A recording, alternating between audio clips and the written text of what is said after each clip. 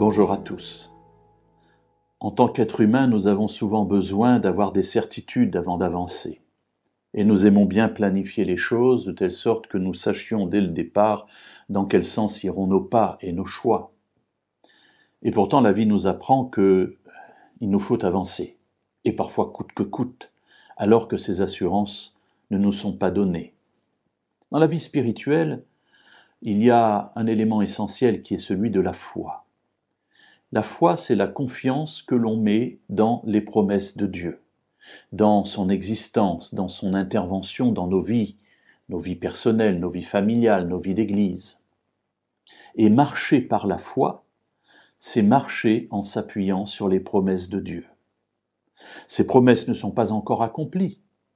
L'avenir est encore devant nous. Excusez-moi de dire une phrase aussi banale, mais je veux dire par là que nous n'avons pas encore saisi la certitude de la réalisation de ce que Dieu a dit, mais la foi s'exprime dans le sens où nous faisons confiance en celui qui a fait ses promesses, dans ce qu'il les accomplira, parce que c'est Dieu. Dans l'histoire d'Israël, il y a eu de nombreuses fois des paroles que Dieu a adressées à son peuple. Et alors que leur réalisation n'était pas encore arrivée, elles servaient à enraciner le peuple d'Israël dans sa confiance en lui.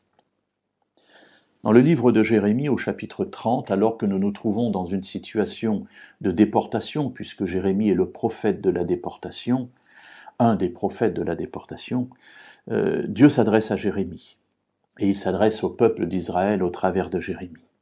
Chapitre 30, versets 1 à 3. Parole qui fut adressée à Jérémie de la part de l'Éternel en ces mots. Ainsi parle l'Éternel, le Dieu d'Israël. Écris dans un livre toutes les paroles que je t'ai dites. Voici que les jours viennent, oracle de l'Éternel, où je ferai revenir les captifs de mon peuple d'Israël et de Juda, dit l'Éternel. Je les ferai revenir dans le pays que j'ai donné à leurs pères, et ils en prendront possession. Alors, d'une manière générale, le retour d'Israël se passera environ 70 ans après sa déportation, c'est-à-dire qu'il y aura là l'occasion de se marier, d'avoir des enfants dans ce pays de déportation avant le retour. Mais la promesse est déjà donnée, et parce qu'elle est donnée, alors elle est un encouragement pour ceux qui croient en Dieu à avancer, sachant que Dieu répondra à leurs prières puisqu'il l'a promis. N'hésitons pas à nous approcher de Dieu. N'hésitons pas à lui faire part de nos soucis. Il nous a promis son aide, sa présence, la présence de son esprit, et depuis toujours, ce que Dieu a promis, il l'accomplit.